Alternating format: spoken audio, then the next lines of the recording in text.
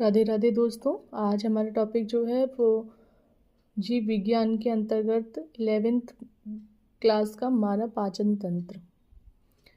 तो हमारा पाचन तंत्र जो है वो दो भागों में विभाजित होता है। आहार नाल जिसे कहते हैं एलिमेंट्री किनाल और पाचक ग्रंथियाँ डाइजेस्टिव ग्लैंड्स।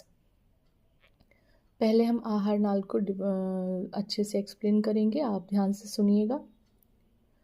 लंबी कुंडलित बेलनाकार नलिका होती है जो शरीर के बीचों बीच मुख से लेकर एनस तक गुदा तक फैली रहती है। ठीक है, आहार नाल जो है वो हमारा पूरा मुंह से लेकर एनस तक का जो पूरा हिस्सा है उसे हम आहार नाल कहते हैं। इसकी लंबाई लगभग 8 से 10 मीटर होती है। अब आहार नाल को हम क्या करते हैं कि अलग अलग हिस्सों में बांटकर पढ़ते हैं, जिसमें से हमारा पहला हिस्सा है मुख व मुख गुदा। जब आप अपने मुंह को खोलेंगे तो वहाँ आपको बक्कल कैविटी दिखाई देगी, जो हमारी मुंह के अंदर तालू, गालों के साइड वाला हिस्सा, ये सब जीभ के नीचे का पार्ट, ये सब किस में आ जाता है? मुख गुदा में। ग्रास नाल, ग्रसिका, जिसे हम ईसोफेगस कहते हैं। ईसोफेगस जो है वो हमारे मुख के गुदा से लेकर अमाशय तक जो हिस्सा जाता है, मतलब खाना को ले जाना इसका कार्य है। इसका कार्य क्या है? ये बस खाना को ले जाती है, नीचे स्टमक में छोड़ देती है। इसमें डाइजेशन नहीं होता है।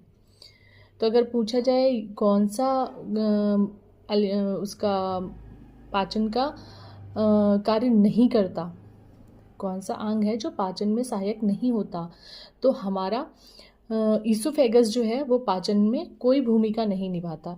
इसका कार्य केवल अपने मुंह के खाने को स्टमक तक पहुंचाना है।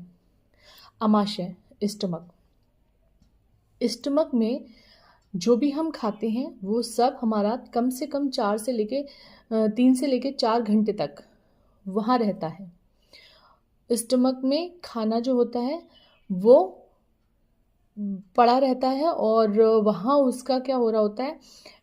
डाइजेशन भी हो रहा होता है, उसका तोड़ना फोड़ना का भी काम हो रहा होता है, उसमें से एब्जॉर्प्शन भी हो रहा होता है। उसके बाद वो जो खाना है वो काइम की तरह हो जाता है और हमारी आंत में भेज दिया जाता है। आंत जो है वो क्या करती है? वो 2 पार्ट्स में डिवाइड है, छोटी आंत और बड़ी आंत। छोटी आंत हमारी जो है वो 3 भागों में विभाजित हो जाती है, जिसे हम बोलते हैं गृहिणी, ड्यूडेनम